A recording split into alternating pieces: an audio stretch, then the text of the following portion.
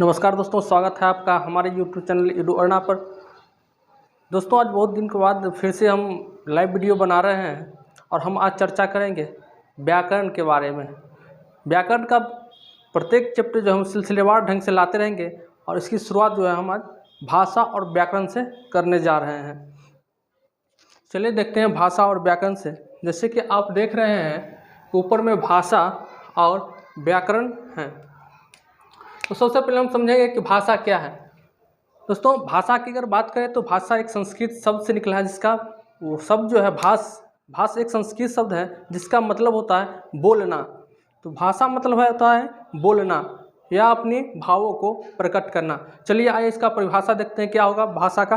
तो भाषा का परिभाषा होगा मनुष्य अपनी भाव और विचारों को दूसरे व्यक्ति के साथ व्यक्त करता है या दूसरे व्यक्ति के भावों और विचारों को जो है वह समझने की कोशिश करता है या समझना चाहता है। इसके लिए जिस माध्यम का जो ज़रूरत होता है उसको हम भाषा कहते हैं। तो वही है, मनुष्य अपनी भाव और विचारों को दूसरे व्यक्ति के साथ व्यक्त करता है या दूसरे व्यक्ति के भावों और विचारों को समझना चाहता है। इसके लिए जिस माध्यम की आवश्यकता होती है उसे भाषा कहते हैं। उसको हम क्या कहते हैं? भाषा कहते हैं। कहने का मतलब हुआ, अगर हमारे मन में कोई भाव है या कोई विचार है तो हम उसको जो प्रकट करेंगे उसके लिए हमें जिस माध्यम की जरूरी पड़ेगी उसको हम भाषा कहेंगे। या किसी दूसरे व्यक्ति के भावों को या विचारों को समझना चाहते हैं तो वह जिस माध्यम से हमको वह समझाएगा उसको हम भाषा कहते हैं। आइए, भाषा का हमने परिभाषा समझ लिया, भाषा क्या है। अब उसके प्रकार के बारे में बात करते हैं कि भाषा कितने प्रकार के होते हैं। दोस्तों, भाषा 3 प्रकार के होते हैं। एक मौखिक होता है, एक लिखित और एक सांकेतिक भाषा होते हैं। यानी भाषा कुल 3 प्रकार के होते हैं। चलिए मौखिक भाषा देखते हैं। क्या है मौखिक भाषा? हम अपने विचारों को बोलकर व्यक्त करना या दूसरे के विचारों को सुनकर समझना क्या कहलाता है? मौखिक भाषा। जब हम अपने विचारों को जो है मुख से बोलकर किसी को समझाते हैं या दूसरे को भाषा को सुनकर हम समझते हैं उसको हम मौखिक भाषा कहते हैं। मौखिक भाषा हो गया। अब दूसरा आता है लिखित भाषा। लिखित भाषा है दोस्तों अपने विचारों को लिखकर व्यक्त करना या दूसरे के विचारों को पढ़कर समझना। यानी हम अपने विचारों को जो है बोलने के सिवा लिखकर भी किसी को समझा सकते हैं या किसी दूसरे के भाव और विचारों को लिखकर, यानी वो जो लिखा रहता है उसको पढ़कर हम समझ सकते हैं। उसी को क्या कहते हैं? लिखित भाषा।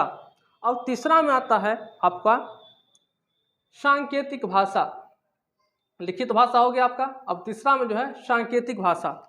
इसका परिभाषा होगा हम अपने विचारों को इशारों या संकेतों के द्वारा समझाना या दूसरे व्यक्ति के इशारों और दूसरे भावों को इशारों के द्वारा समझना क्या कहलाता है? सांकेतिक भाषा। अगर सांकेतिक भाषा के उदाहरण के बारे में बात करें तो इसका सबसे अच्छा एग्जाम्पल होगा, आपको जब ट्रेन जो पास करती हैं तो उसको हरी झंडी दिखाकर उसको जो है पास करवाया जाता है, तो वह भी जो है एक सांकेतिक भाषा का ही प्रयोग होता है। या किसी ट्रैफिक सिग्नल के पास वो हमें इशारे के द्वारा समझाता है और हम उसकी बातों को समझ लेते हैं, उसको हम क्या कहते हैं? सांकेतिक भाषा। यानी वो अपने जो भाव और विचार है वो अपने संकेत के द्वारा जो है हमको समझाता है और हम उसको समझ लेते हैं। तो यह है अपने विचारों को इशारों या संकेतों द्वारा समझाना या दूसरे के विचारों या भावों को इशारों या संकेतों से समझना क्या कहलाता है? सांकेतिक भाषा। चलिए दोस्तों, भाषा के बारे में हमने पढ़ लिए। उसके बाद हम बात करेंगे लिपि। भाषा में ही होता है लिपि। यानी मौखिक भाषा को लिखित रूप में प्रदान करने के लिए कुछ चिन्हों का प्रयोग किया जाता है। यानी मौखिक भाषा को लिखित रूप से प्रदान करने के लिए कुछ चिन्हों का निर्धारण किया गया है जिसको हम कहते हैं लिपि। कहते हैं। जैसे कुछ चिन्हों का मतलब हो गया पूर्ण विराम, अल्प विराम, प्रश्नवाचक चिन्ह इत्यादि जो है उसको जो हम लिपि के द्वारा समझते हैं। चलिए दोस्तों, दुनिया में कुछ भाषाएं हैं उसके कुछ लिपि अलग अलग हैं, उस लिपि को हम समझना चाहेंगे। लिपि अक्सर एग्जाम में पूछा जाता है। तो चलिए देखते हैं, पहले खाड़ी में बनाए हमने भाषा और दूसरे में देखें लिपि। किस भाषा का लिपि क्या है दोस्तों? पहला भाषा में हम लिखे हैं हिंदी। हिंदी का भाषा, हिंदी का जो लिपि है वो हो गया आपका देवनागरिक। इसको ध्यान में रखिएगा, ये किसी भी एग्जाम में पूछा जाता है।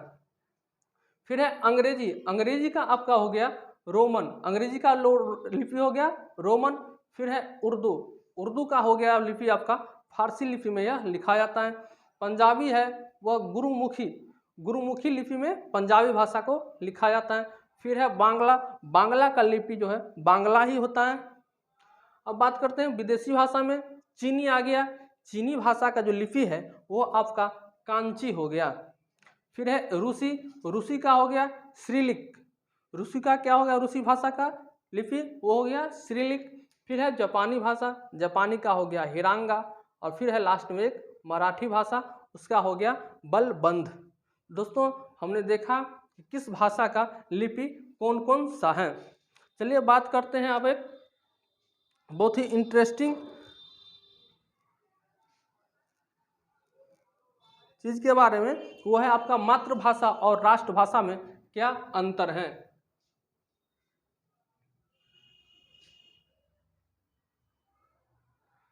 मातृभाषा और राष्ट्रभाषा में क्या अंतर है, तो उसको हम समझेंगे। मातृभाषा किसको कहते हैं और राष्ट्रभाषा हम किसको कहते हैं। उसके बाद हम समझेंगे व्याकरण के बारे में कि व्याकरण क्या है, उसकी परिभाषा क्या होता है और उसका कितने प्रकार होते हैं। चलिए आगे समझते हैं हम इसके बारे में। दोस्तों लिखकर पढ़ाने में जो है ज़्यादा समय लगता है, इसलिए हम पहले लिख देते हैं उसके बाद पढ़ाते हैं।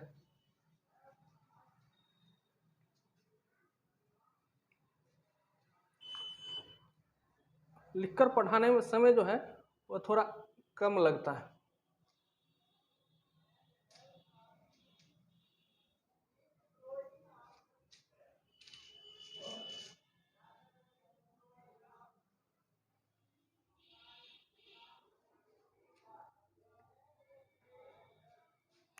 चलिए दोस्तों अब बात करते हैं हम मातृभाषा के बारे में। मातृभाषा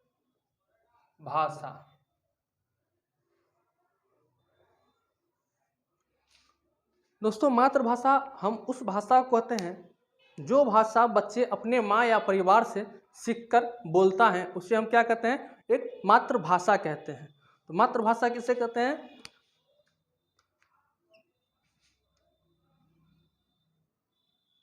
जो भाषा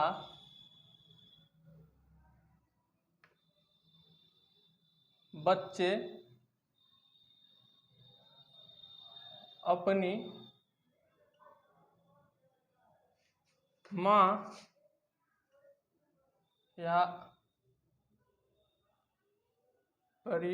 परिवार से सीखता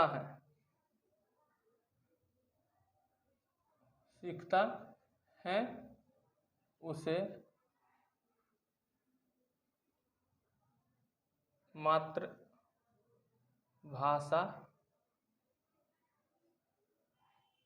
कहते हैं। कहने का मतलब हुआ जब जो बच्चा अपने मात्र और पिता से या अपने परिवार से जो भाषा सीखता है उसे हम मातृभाषा कहते हैं। और एक होता है दोस्तों राष्ट्रभाषा। दूसरा क्या होता है आपका, होता है राष्ट्रभाषा, सॉरी राज्य भाषा होता है। दूसरा होता है राज्य भाषा। राष्ट्रभाषा तो अभी देश में कोई नहीं है। दूसरा होता है राज्य भाषा।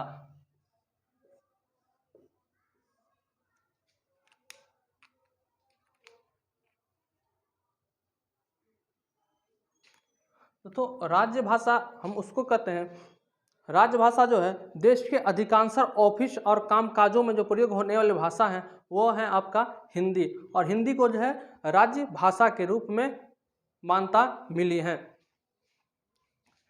तो राजभाषा हम का एग्जाम्पल समझ लीजिए आप, जो भाषा देश के अधिकांश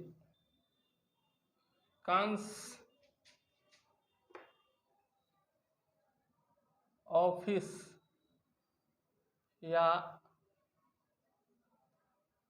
काम काज में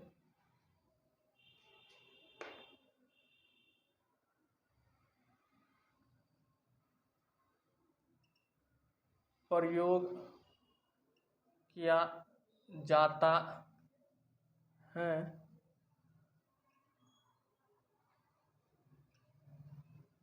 उसे हम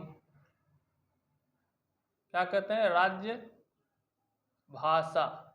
उसे हम राज्य भाषा कहते हैं। तो दोस्तों राजभाषा देश का अधिकांश जो कामकाज जो होता है वो किस भाषा में होता है? तो वो होता है हिंदी भाषा में। तो इसलिए हिंदी को जो है राज्य भाषा का मान्यता मिला है। तो राज्य भाषा क्या है आपका? देश का राज्य भाषा है हिंदी। राज्य भाषा आपका हिंदी हो गया। दोस्तों हिंदी भाषा का जो मान्यता मिला है वह आपको अनुच्छेद हिंदी भाषा को मान्यता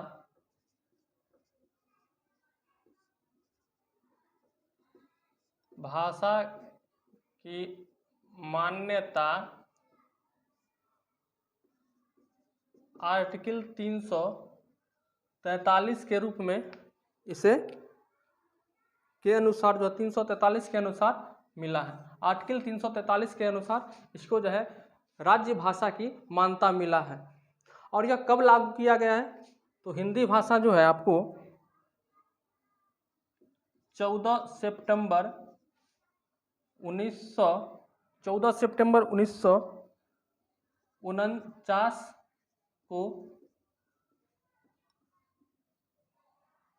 को लागू किया गया। किस चीज में? तो राज्य भाषा के रूप में लागू किया गया। इसीलिए दोस्तों 14 सितंबर को जो है हिंदी दिवस के रूप में मनाते हैं हम। हिंदी दिवस 14 सितंबर को जो है हिंदी दिवस के रूप में हम मानते हैं। चलिए दोस्तों हमने भाषा समझ लिया और भाषा से संबंधित जितने चीज़ समझाना था उसको हम समझ लिए। चलिए अब बात करते हैं हम व्याकरण के बारे में।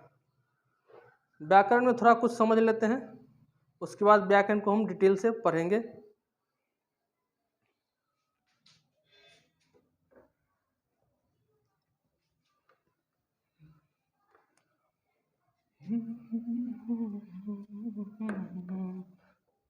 दोस्तों हमने अभी तक पढ़ लिया है भाषा, भाषा के प्रकार, फिर हमने लिपि पढ़े हैं, लिपि किसे कहते हैं, और कुछ लिपि के बाद कुछ भाषा के बारे में पढ़े हैं और उसके लिपि के बारे में, किस भाषा का लिपि क्या चीज़ है।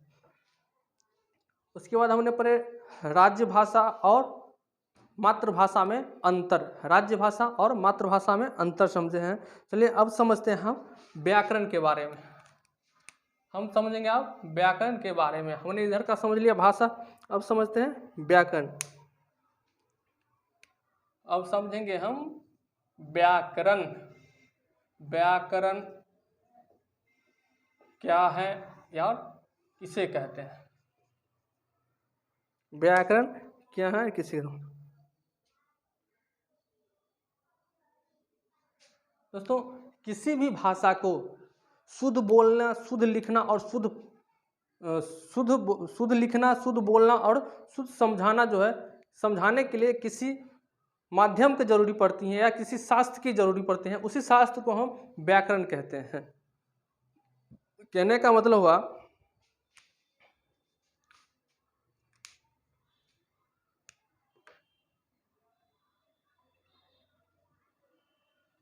भाषा को शुद्ध रूप से पढ़ना, लिखना या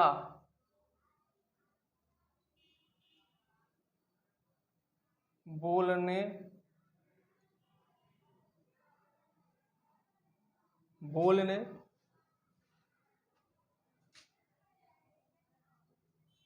के लिए जिस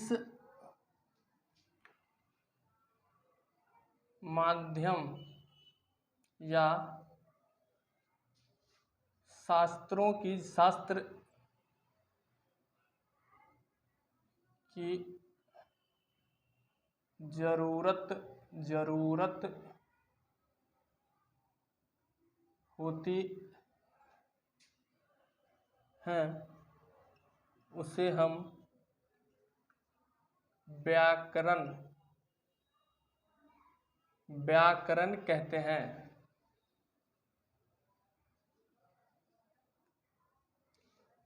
दोस्तों आपको लगता होगा कि हम इतना नंबर के क्यों लिखते हैं। दोस्तों मैक का जो है थोड़ा वायर छोटा है, इसलिए थोड़ा ज़्यादा दूर जाने में दिक्कत होता है। जल्दी इसको हम थोड़ा बड़े में परिवर्तन करेंगे। दोस्तों हम व्याकरण की बात कर रहे थे, तो व्याकरण हम जो है हम किसी भी व्याकरण को, ये नहीं हिंदी व्याकरण है तो हिंदी ही व्याकरण में, यानी किसी भी भाषा को पढ़ने के लिए, समझने के लिए या बोलने के लिए, पढ़ने के लिए, लिखने के लिए जो शुद्ध रूप से लिखने, बोलने और पढ़ने के लिए जो है जिस माध्यम या जिस किताब की ज़रूरत है उस किताब को हम क्या कहते हैं, या उस शास्त्र को क्या कहते हैं, तो उस शास्त्र को हम कहते हैं व्याकरण।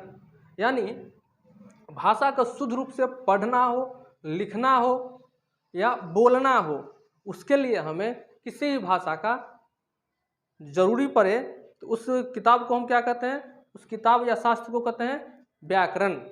यानी अगर हम बात करें हिंदी भाषा के, तो हम इसमें लगाएंगे हिंदी भाषा को शुद्ध रूप से पढ़ना, लिखना, बोलने के लिए जिस माध्यम की जरूरी पड़ती हैं उसी को हम हिंदी व्याकरण कहते हैं। या संस्कृत हो, उर्दू हो या कोई भी प्रकार का भाषा हो, उसको बोलने, समझने, लिखने के लिए जिस शास्त्र या के माध्यम की जरूरी होती हैं शुद्ध लिखने के लिए, उसको हम व्याकरण कहते हैं।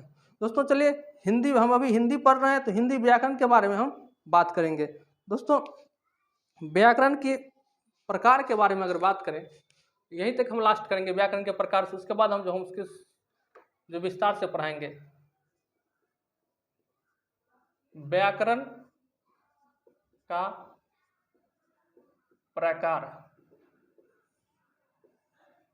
अब हम व्याकरण के प्रकार के बारे में बात करेंगे। दोस्तों व्याकरण के मुख्य रूप से जो है 4 प्रकार होते हैं। पहला होता है वर्ण विचार, दूसरा होता है शब्द विचार, तीसरा होता है आपको पद विचार या छंद विचार। पद विचार या छंद विचार, इसे हम बचपन में जो है छंद विचार से भी पढ़े हैं, लेकिन आजकल की किताब इसको पद विचार कहता है। और चौथा में हो गया आपका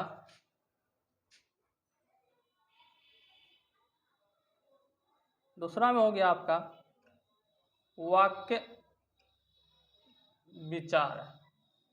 इसके बारे में दोस्तों हम अगली वीडियो में पढ़ेंगे। पहला है वर्ण विचार, यानी इसके बारे में जो आपको वर्ण के बारे में समझना है, वर्ण के बारे में विचारना है। फिर है शब्द विचार, तो वर्ण से हम कैसे शब्द बनाते हैं, शब्द से कैसे हम जो वाक्य बनाते हैं उसको के बारे में विचार करना है, उसी को हम शब्द विचार कहते हैं। फिर है पद विचार, तो पद यानी छंद विचार, चिन्हों के बारे में हम इसमें पढ़ेंगे। और चौथा है वाक्य विचार, यानी शब्द से कैसे वाक्य बनाते हैं, वाक्य को कैसे पढ़ते हैं, उसके बारे में हम विचार करेंगे, पढ़ेंगे। तो दोस्तों आज के वीडियो हम यही समाप्त करते हैं। अगले वीडियो में हम जो है वर्ण विचार से शुरू करेंगे व्याकरण के प्रकार के बारे में। तब तक के लिए आज्ञा दीजिए। इस वीडियो को जो है व्याकरण का हम लगातार सिलसिलेवार ढंग से जो है प्रत्येक चैप्टर के बारे में हम पढ़ाएंगे। इसीलिए आप हमारे वीडियो को सब्सक्राइब कीजिए, दोस्तों के बीच शेयर कीजिए और हमें कुछ मदद कीजिए। धन्यवाद।